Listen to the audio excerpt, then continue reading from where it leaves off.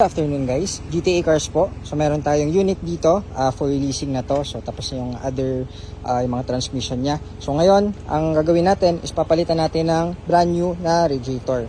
Kasi overtime syempre nagbabara-bara yan at kasama yan ng part yan ng maintenance and wear and tear ng sasakyan. So ito, gaano nga ba ka-importante ang quality parts na ikakabit nyo sa mga units. Ayan, for example, ito.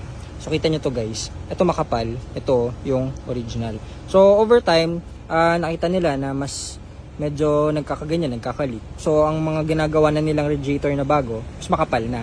Ayan, ganyan. So ito yung kakabit natin. So kaya importante guys, yung mga kinakabit yung parts, make sure quality lahat yan. Huwag kayong magtiwala dun sa mga parts na yung mga mura nga, substandard naman, di ba? O yan. So ito yung luma natin, ito yung bago natin, yung kakabit natin dito sa unit para mas efficient ang kanyang cooling system. Ayan, kabit na natin ngayon para mas free flowing. Sipin nyo, times 2 yung kapal niya, di ba?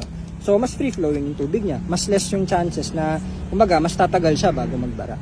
O yan. So yan ang ating video for today at kakabit na natin yung parts para on to the next naman tayo after nito. Syempre, testing yan pagkatapos. Test drive natin ng malayo. Tapos, ayun, detail. Ayun, okay, ito may leak na.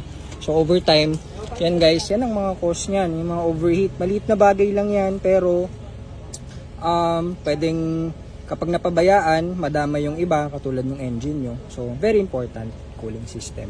So, yan po. Magandang hapon guys. Thank you so much, GTA Cars.